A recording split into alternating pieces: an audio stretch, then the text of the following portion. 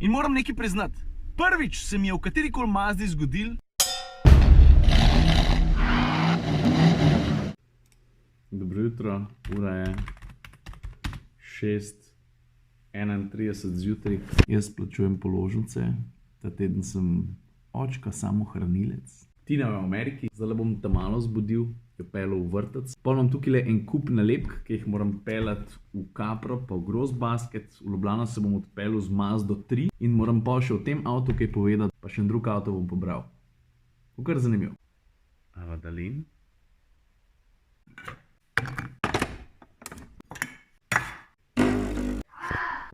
Chin. Ava, come on, let's go. No. Yeah, of course. No. Yeah. No. Get up. I'm not ready. Yes, you are. Come on. All right, you got this. All right. Buckle up, okay? Drive. Kaj nima šans, da zmaga kdor... Ne, what? How does it go? Kdor poraza se boji. To je pa res. Si videl to? Ta piskanje, ki si ga slišal, avto me je opozoril na aktivnost zadaj, to se pravi opozorilo pred prečnim prometom, ko greš ti rikverc. Pametna stvar. Ta prvi sestanek na Hyundai, od tega sem dal čez. Zdaj moram avto oprati.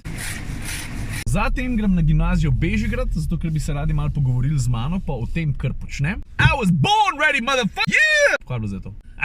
Pa še nekaj prej grem na Bežigradsko, grem Judita pozdraviti, pa vidim, da ima dosti zanimivo testno floto tile dni. Pazi to. Kaj pa ta kombo? RS pa Wrangler. Škaj ravno kar rekel, da je 27 cm oddaljen od tal, kar pomeni, da tudi midva pri najnih kilah lahko spodaj leživa. Tej kamero, da ljudem pokažem, kaj je pod kiklo. Tule je kardan, pa križ kardana, pa diferencial, pa snemam naprej. No, če pa snemam nazaj, tamle vidite moje noge, je pa tudi odzad diferencial, evo. Bil sem na gimnaziji Bežigrad, prišlo je 100 ljudi, predavalnica polna. Stari, vidiš tega kupeja? Tacga imamo pa mojati. Gremo se mi posvetiti Mazdi. Končen pismo. Zdaj pa, kaj o trojki vemo? Vsi vemo, da je čist nova, vsi vemo, da je požela ogromne pozornosti. Tako da mislim, da je varno reči, da so pri Mazdi dvignili velikega prahu, vprašanje pa je, kako se vse skupaj obnese v praksi. Tako kot ponavadi bi se jaz najprej rad posvetil obliki. In čist na začetku bom uporabil eno primerjavo, ti mi boš pa povedal, a se s tem strinjaš. A veš, ker meni se zdi, da je, ko pride do oblike, Mazda zelo dobro izkoristila ta svoj kodo design language, kakor mu pravijo, in se držala striktno minimalizma. Design, videz je full clean. A veš, na kaj me Mazda 3 spominja? Na eno takšno japonsko različico Mercedesa A, ki pride do pristopa, do minimalizma pri oblikovanju, predvsem karoserije. Seveda čist na svoj način, s svojim priokusom. Ok, pojmo naprej. Ne moramo recimo zanikati, da je športna k-huder. Dejansko sem rekel k-huder. Kdo še to prav? Oni, letnik 33 pa starejši. Mislim, da recimo poglej na sprednji del z tega kota, ali pa če se pomaknemo mal na bok, pa ga pogledamo še z tega, ne mi reči, da športnost ne šprica iz nje. Športnost šprica iz avtomobila. Sem imel že boljše dni, priznam. In potem prijemo do zadnjega dela, ki moram priznati, ker sem ga jaz prvič v živo videl, sem rekel, tako malo čudno je zaobljena, še posebej takrat, ki jo pogledaš od strani. Vidiš? A veš, zato ker zadek trojke, vključno s tem spoilerjem, pade na en tak zelo specifičen način. Pol pa eno stvar ti vidiš v živo. Meni je bil ta avto po 10 minutah šlatanja, pa gledanja, fejst všeč. Tudi nasplošno se mi dizajn avtomobila zdi zelo skladen in nasplošno paše karakterju te trojke. Zdaj pa mogoče, preden gremo v kabino, ker tam imam tudi veliko zapovedati, pojmo se lotiti motorja. Če bo kdaj šansa, odpri haubo kakšne trojke ali pa recimo šestke, boš videl, koliko je ura. Evo, poglej, motor, ki ga gledaš, je 2-litrski bencinski motor, je pa tudi atmosferski. V osnovi vemo, kaj to pomeni, ne? Da mu ne pomagate dihati ali kompresor ali pa turbinski polnilnik. In to pomeni tudi zelo specifično vozno izkušnjo. Nepotrpežljivi vozniki recimo tega ne bodo odobravali. Ker so vajeni turbin, da zadeve hitro zagrabijo in da se ne rabijo malo pomatrati, zato da dobijo nek performance iz motorja. A veš, pri atmosferskih motorjih se moraš pa ti kot voznik malo pomatrati, zato da prelezeš do do rdečih vrtljajev. No in kad do kje prideš, pol je pa druga zgodba, ne? Pol je pa dosti bolj živahen. Meni osebno recimo ta motor všeč, zato ker večino časa pač vozim umerjeno. Tudi s porabo sem bil zadovoljen, 6,9 litra povprečna. Ok, gremo v kabino. Le, ko ga zalaufaš recimo zgleda takole, vidiš? Le, v tej kabini je bilo prelitega pa veliko ta-pravga, pa dosti tudi digitalnega črnila. Dajmo se najprej posvetiti sprednjemu delu, pa v drugi vrsti, pa še kufru. Poglej, armaturna plošča zgleda takole. Kar se samega dizajna tiče, moram priznati, da je Mazda ta minimalizem, ki ga trojka tako zelo močno napoveduje od zunaj, lepo prenesla tudi noter. In moram nekaj priznati.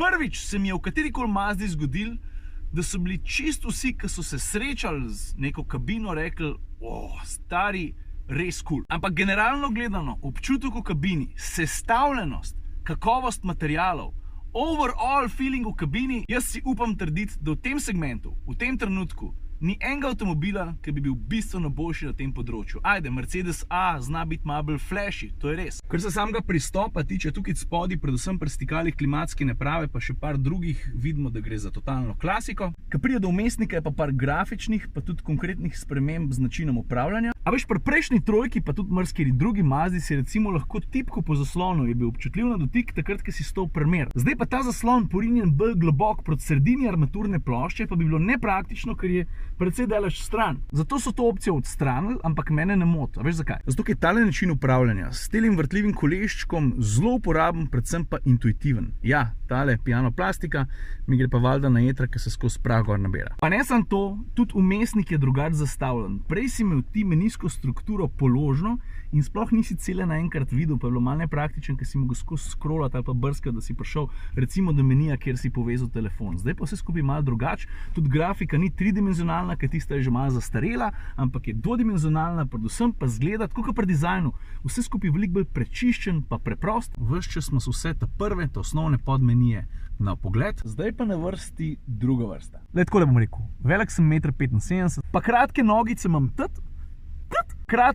imam tudi, in kaj več, kot za mene v drugi vrsti prostora ni. Družinska naravnanost do neke mere ja, vse v redu, otroci pašajo sem v drugo vrsto, to drži. Mazda 3 je avto primarno narejen za voznika. Temu sledi tudi zunanja oblika, to se pa pol pozna tudi tukaj noter. Ne samo, da je preglednost zaradi oblike zadnjega dela avtomobila malo slabša. Ok, zdaj pa na vrst še kufer.